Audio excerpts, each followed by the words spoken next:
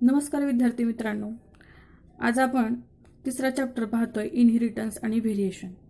जर तुम्ही reduced syllabus पाहिला असेल तर त्याच्यामध्ये तिसरा आणि चौथा टॉपिक जर पाहिला तर त्याच्यामधला काही भाग वगळलेला नाही. म्हणजे तुमच्या लक्षात आलं असेल पहा, तर तिसरा आणि चौथा टॉपिक हा खूप महत्त्वाचा आहे. तर आज आपण तिसरा चॅप्टर सुरू करतोय, इनहेरिटन्स अँड व्हेरिएशन. तर सुरुवातीला याच्यातले आपण जे काही कॅन यू रिकॉल हे जे काही प्रश्न आहेत ते पाहूया, मग पुढे जाऊया आपल्या चॅप्टरकडे. तर त्याच्यामधला पहिला प्रश्न आहे पहा, is there similarity between parents and offspring. Parent आणि ऑफस्प्रिंग म्हणजे ऑफस्प्रिंग आणि पॅरेंटमध्ये काही सिमिलॅरिटीज असतात का? तर हो, म्हणजे yes, there is similarities as well as dissimilarities in between parents and offsprings. म्हणजे पॅरेंट्स आणि ऑफस्प्रिंगमध्ये सिमिलॅरिटीज पण असतात आणि डिसिमिलॅरिटीज पण असतात. दुसरा प्रश्न आहे, what are the role of chromosomes in living organisms. Living ऑर्गॅनिझममध्ये क्रोमोसोमचा रोल काय आहे? तर chromosomes, you know better what is mean by chromosomes and how the chromosomes can be made. The chromosomes can be made from DNA. Chromosomes म्हणजेच काय, DNAची बनलेले असतात आणि DNA म्हणजेच काय असतो, जीन. तर तुम्हाला माहिती आहे, gene as well as DNA or chromosome plays a very important role in living organism for the transmission of genetic characters. म्हणजे क्रोमोसोम्सच काय करतात, आपल्यामध्ये जे कॅरेक्टर आलेले आहेत आईवडिलांकडून, म्हणजे त्या आईवडिलांकडून कॅरेक्टर ट्रान्समिट करण्याचं काम क्रोमोसोम्स करतात. Let on third question, how are the hybrid seeds produced. Hybrid seeds कसे तयार होतात? तर हायब्रिड सीड्स कसं तयार होतं? The crossing between parents, that is dissimilar parents, म्हणजे मेल आणि फिमेल पॅरेंट यांच्यामध्ये क्रॉसिंग होतं आणि क्रॉसिंग नंतर जे ऑफस्प्रिंग्स तयार होतात, obviously they are hybrids or we can call as hybrid seeds. Later on fourth question, which are the chromosomal disorders. Chromosomal disorders कुठले आहेत? म्हणजेच क्रोमोसोममुळं काही डिसऑर्डर्स तयार होतात का? तर होतात. तर त्याच्यामध्ये मी तुम्हाला दोन उदाहरणं सांगते, कलर ब्लाइंडनेस आणि क्लिन्स फिल्टर सिंड्रोम. हे आपण नंतर पाहणार आहोत. तर हे प्रश्न आपण पाहिले. प्रश्न पाहिल्यानंतर आपल्या मेन चॅप्टरकडे आपण वळूया, की ज्याच्यामध्ये पहिला पॉईंट आहे पहा, chromosome and mechanism of inheritance. आता मेकॅनिझम म्हणजे काय? तर क्रोमोसोम्स काम कसं करतात, how the chromosomes can perform in the inheritance. तर त्याच्यामध्ये सुरुवातीला आपण इनहेरिटन्स म्हणजे काय त्याची डेफिनेशन पाहणार आहे. तर इनहेरिटन्स म्हणजे काय त्याची डेफिनेशन आपल्याला पाहिजे आहे. तर inheritance is nothing but the transmission of characters from one generation to next generation. Transmission म्हणजे एका पिढीमधून दुसऱ्या पिढीमध्ये जे कॅरेक्टर ट्रान्समिट होतात त्यालाच आपण काय म्हणतो, इनहेरिटन्स. म्हणजेच आपण त्याला हेरिडिटी असं पण म्हणू शकतो बा. याच्या अगोदर तुम्ही डेफिनेशन शिकला असाल कुठतरी जेनेटिक्सची. तर जेनेटिक्स म्हणजे काय, it is nothing but or it is the branch of biology which deals with study of heredity and variation. आता हेरिडिटी म्हणजेच इनहेरिटन्स म्हटलं आपण, म्हणजे जे कॅरेक्टर किंवा कॅरेक्टर जे ट्रान्समिट होतात एका पिढीमधून दुसऱ्या पिढीमध्ये, त्याला आपण काय म्हटलं, इनहेरिटन्स असं म्हटलेलं आहे. तर याच्या अगोदर तुम्ही एक नाव ऐकलं असेल पहा सायंटिस्टचं, ग्रिगर मेंडेल. म्हणजेच काय, जो इनहेरिटन्सचा अभ्यास करणारे किंवा पायसम सटायवा म्हणजेच गार्डन पी प्लांटवरती अभ्यास करणारे पहिले जे सायंटिस्ट होते, Gregor Mendel, gave the explanation for mechanism of inheritance. So Gregor Mendel called as father of genetics. हे थोडंसं लक्षात ठेवा. He was the son of peasant farmer born in Moravia in 1822. He studied the inheritance of characters by using garden pea plant. आत्ताच मी तुम्हाला सांगितलं, ग्रिगॉर Mendel यांनी जो इनहेरिटन्सचा अभ्यास केला त्याच्यासाठी त्यांनी एक प्लांट निवडलं. ते प्लांट होतं गार्डन पी प्लांट आणि त्याचं बॉटॅनिकल नेम पायसम सटायवम. हे नाव लक्षात ठेवा, बॉटॅनिकल नेम गार्डन पी प्लांटचं Pisum sativum. And on that experiment he postulated some principles of heredity. आणि एक्सपेरिमेंटवरून त्यांनी काही तत्वे मांडली, त्यालाच आपण प्रिन्सिपल्स ऑफ हेरिडिटी असं म्हणतो. And later on these are nothing but the fundamental law of heredity proposed by Correns. Mendel visualized that traits as such are not inherited physically but by something present inside the gamete cell. Mendel visualized that the traits, आता traits म्हणजे काय, त्याला आपण character असं म्हणू शकतो बा. Mendel यांना असं व्हिज्युअलाइज झालं की काही कॅरेक्टर फिजिकली इनहेरिट होत नाहीत, म्हणजे काही कॅरेक्टर ट्रान्समिट होत नाहीत, but something present inside the gamete cell, परंतु काहीतरी त्या गॅमेट सेलमध्ये आहेत. म्हणजे काही कॅरेक्टर एक्सप्रेस होत आहेत आणि काही कॅरेक्टर व्हिज्युअलाइज म्हणजे एक्सप्रेस केले जात नाहीत.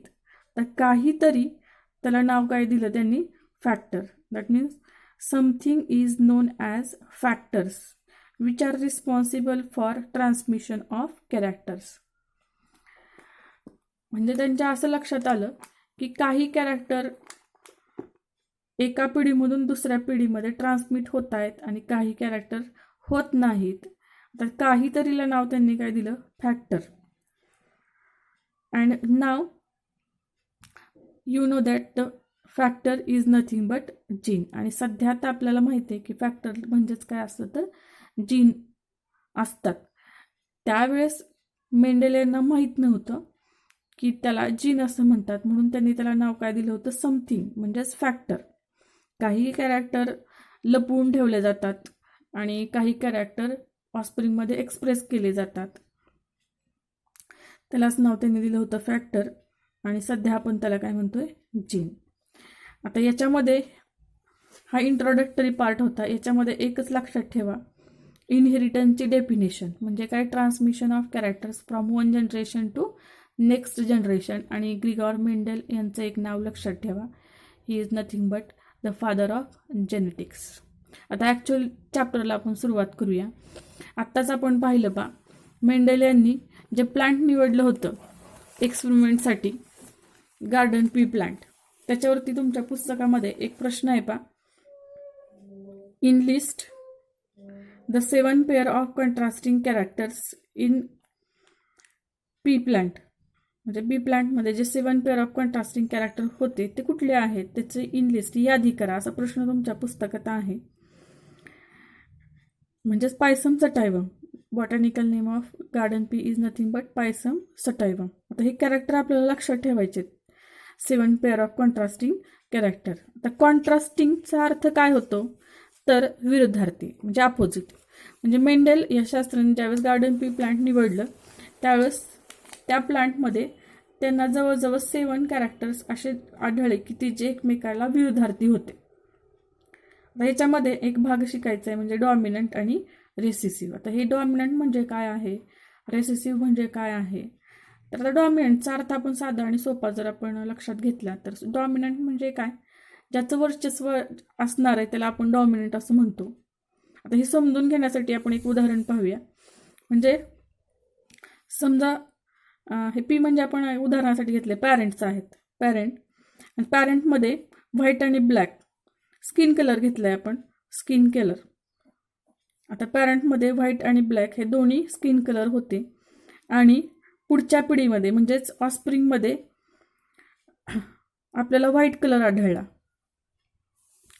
म्हणजे पहा, पॅरेंट आहेत आणि पॅरेंटमध्ये व्हाईट आणि ब्लॅक कलर स्किन कलर आहे आणि ऑफस्प्रिंगमध्ये आपल्याला व्हाईट कलर आढळलेला आहे. म्हणजे ऑफस्प्रिंग जे आहे ते व्हाईट कलरचं झालेलं आहे.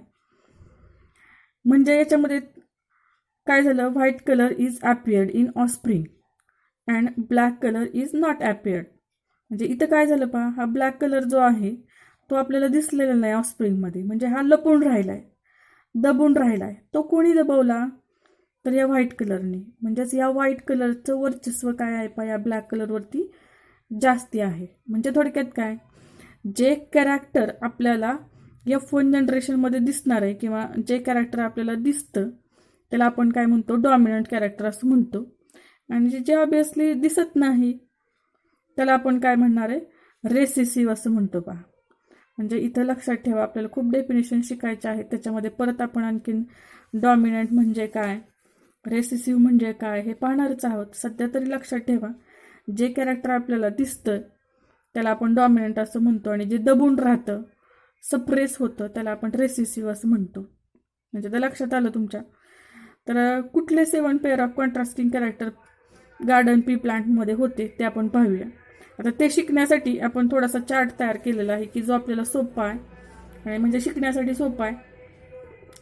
तर प्लांट म्हटलं की त्याच्यामध्ये काय काय तर पहा, एक स्टेम हाईट, त्याच्यानंतर सीड्स आणि वाटाण्याची शेंगा, म्हणजेच आपण त्याला पॉड असं म्हणूया, आणि फ्लावर. तर आता स्टेम हाईट पाहूया. स्टेम हाईट, आता उंची. आता याच्यामध्ये मी सांगितलं तुम्हाला 2 कॉन्ट्रास्टिंग कॅरेक्टर होते, एक टॉल आणि डॉर्फ. म्हणजे एक तर पी प्लांट उंच होतं, नाहीतर दुसऱ्या प्रकारचं कुठलं होतं तर बुटकं होतं, त्याला आपण डॉर्फ असं म्हणतो. म्हणजेच हे 2 वेगवेगळे कॉन्ट्रास्टिंग अपोजिट कॅरेक्टर्स त्यांना आढळले. म्हणजे अभ्यासाला पण खूप सोपं होतं. स्टेम हाईट, टॉल आणि डॉर्फ. तर तुमच्या पुस्तकात आणखीन एक असं कंसामध्ये लिहिलेलं आहे, किंवा आपण लिहूया पहा. तर टॉलसाठी कॅपिटल टी लिहितात आणि डॉर्फसाठी स्मॉल टी लिहितात.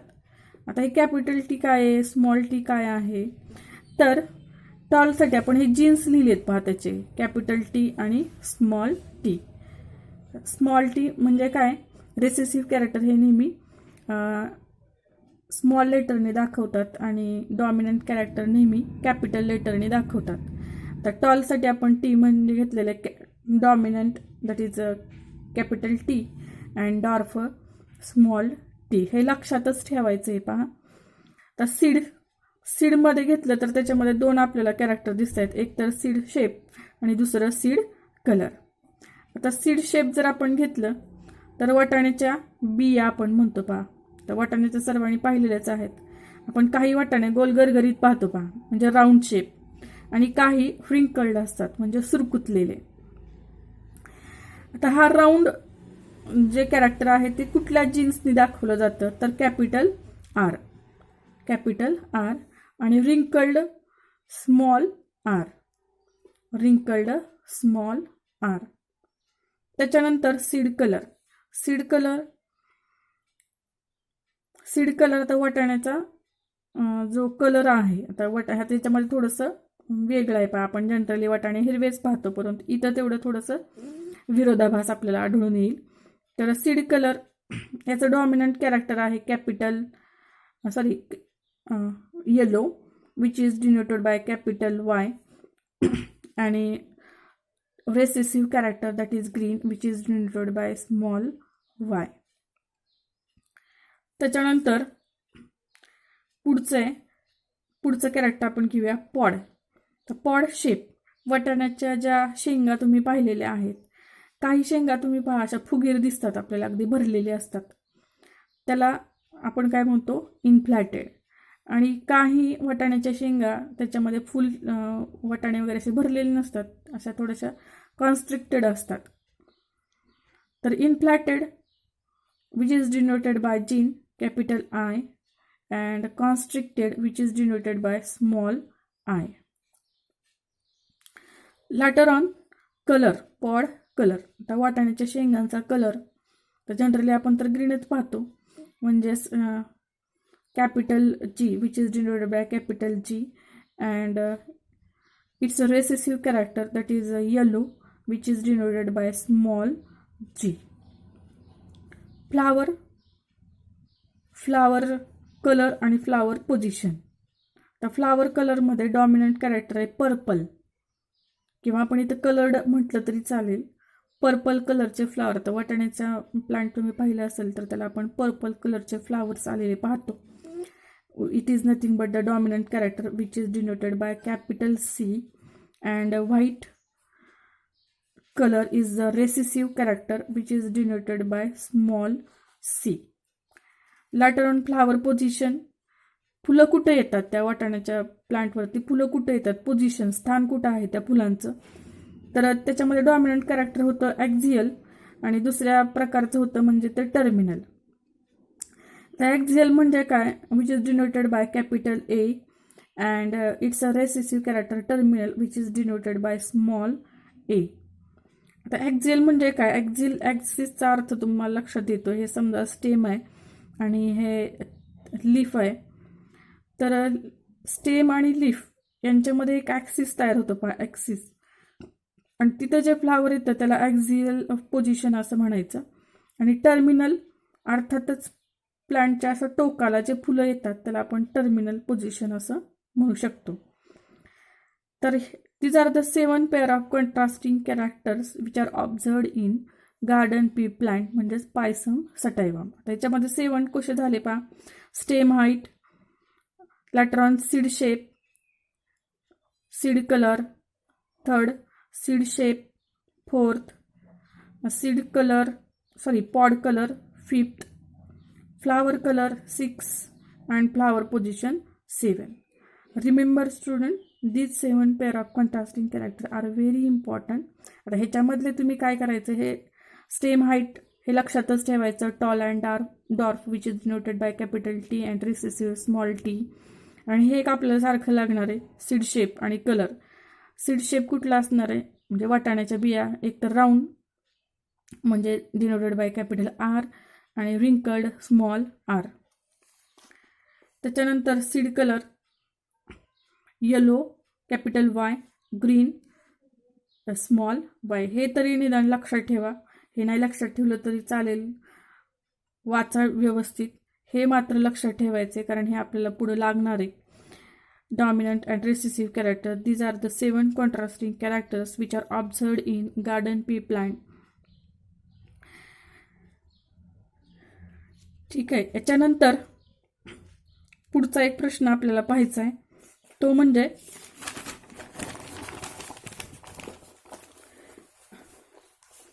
Reasons for Mendel success.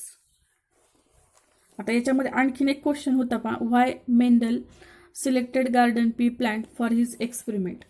म्हणजे गार्डन पी प्लांटच त्यांनी का निवडलं त्याच्या अभ्यासासाठी. तर ह्याचं उत्तर किंवा हे तुमच्या पुस्तकात सध्या नाही आहे, ते जुन्या पुस्तकात होतं. तुमच्या पुस्तकात सध्या तर हेच आहे, रिझन्स फॉर मेंडेल सक्सेस. म्हणजे मेंडेल यांनी जो एक्सपेरिमेंट केला तो चांगल्या पद्धतीनं सक्सेस का झाला त्याची काही कारणं दिलेली आहेत त्यांनी. Reasons for Mendel success. हे फक्त आपण म्हणजे बघूया काय काय आहे ते. तर पहिलं रिझन किंवा पहिलं कारण होतं पहा, his experiment were carefully plan and involved a large scale. त्यांनी जो एक्सपेरिमेंट केला तो अगदी केअरफुली प्लॅन होता आणि त्याच्यासाठी त्यांनी लार्ज स्केलमध्ये तो एक्सपेरिमेंट केला. तर लार्ज स्केलमध्ये म्हणजे काय, तर ते ज्यावेळेस क्रॉसिंग करत होते प्लांट्स त्यावेळेस काय 1-2 प्लांट क्रॉस करत नव्हते, तर ॲट ए टाइम खूप प्लांट क्रॉसिंग करायचे. म्हणजे लार्ज स्केलमध्ये तो एक्सपेरिमेंट त्यांनी केला होता. त्याच्यानंतर second one, he carefully recorded number of plants of each type and expressed his result as a ratio. तो एक्सपेरिमेंट करत असताना त्यांनी केअरफुली त्या एक्सपेरिमेंटचा जो काही रिझल्ट असेल तो रेकॉर्ड करून ठेवला. प्रत्येक प्रकारचे जे प्लांट त्यांनी क्रॉस केले होते त्याचा रेकॉर्ड त्यांनी अगदी व्यवस्थितपणे रेशोमध्ये त्यांनी तो रेकॉर्ड करून ठेवला. In third one, in pea plant contrasting characters easily recognised.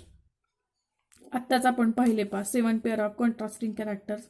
तर कॉन्ट्रास्टिंगचा अर्थ मी तुम्हाला आत्ता सांगितला, अपोजिट. आता तुमच्या लक्षात आलं असेल की 7 पेअर ऑफ कॉन्ट्रास्टिंग कॅरेक्टर कसे आहेत बा. स्टेम हाईट म्हटलं की त्याच्यामध्ये एक तर टॉल होतं आणि दुसरं तर म्हणजे काय होतं, डार्क होतं. म्हणजे एक बुटका आणि एक उंच. म्हणजे हे कॅरेक्टर जे होते ते बरोबर विरुद्धाभास होते. म्हणजे समजायला खूप सोपं होतं, इझी, ओळखायला पण खूप सोपे होते. म्हणून मेंडेल यांचा एक्सपेरिमेंट जवळपास सक्सेस झाला. 7 different characters controlled by single each. 7 different characters controlled by single each, the factors present on separate chromosomes and these factor transmitted from generation to generation. हे पण आपण आता पाहिलं. तर ही 7 different characters control by single gene each म्हणजे काय, तर एक कॅरेक्टर घेतलं, समजा आपण स्टेम हाईट घेतलं, तर ते स्टेम हाईट एक्सप्रेस करणारा एक जीन होता. तसंच 7 कॅरेक्टर एक्सप्रेस करणारा जवळजवळ 7 डिफरंट जीन्स पण असणार आहेत. आणि ते फॅक्टर्स किंवा जीन्स जे आहे ते एका पिढीमधून दुसऱ्या पिढीमध्ये ट्रान्समिट होते. आणि 51 he introduced the concept of dominance and recessiveness. 51 काय पाहिजे, introduce the concept of dominance and recessiveness. आणि तुमच्या लक्षात आलं असेल मित्रांनो, हा जो काही एक्सपेरिमेंट केला त्या एक्सपेरिमेंटमध्ये आपण आत्ताचा एक एक्झाम्पल पाहिलं होतं. एक पॅरेंट होता आणि स्किन कलर की पॅरेंटमध्ये आणि ऑस्प्रिंगमध्ये काय झालं होतं, व्हाईट कलर आला आणि ब्लॅक कलर आला नाही. याचा अर्थ काय, कुठले एखादं कॅरेक्टर काय होतं ऑस्प्रिंगमध्ये दाखवलं जातं आहे, एक्सप्रेस केलं जातं आहे की ज्याला आपण काय म्हणतोय, डॉमिनंट म्हणतोय. आणि जे दाखवलं जात नाही आहे त्याला आपण काय म्हणतोय, रेसिसिव्ह असं म्हणतोय. म्हणजेच काय, त्या एक्सपेरिमेंटवरून हे आपण आपलं उदाहरण घेतलं. तसंच पी प्लांटमध्ये सुद्धा होतं. काही कॅरेक्टर F1 जनरेशन म्हणजेच ऑस्प्रिंगमध्ये दिसत होते, काही दिसत नव्हते. म्हणजेच जे दिसले त्याला त्यांनी नाव दिलं डॉमिनन्स आणि जे दिसले नाहीत, सप्रेस झाले, लपून राहिले, त्याला त्यांनी नाव दिलं रेसिसिव्हनेस. तर ठीक आहे स्टुडंट, याच्यामध्ये आपल्याला नंतर काय पाहायचं आहे, खूप टर्मिनॉलॉजी म्हणजे जेनेटिक्स जर शिकायचं असेल तर वेगवेगळ्या टर्म्स आपल्याला माहिती असणं गरजेचं आहे आणि ते आपण पुढच्या लेक्चरमध्ये पाहूया. तोपर्यंत इथं थांबूया.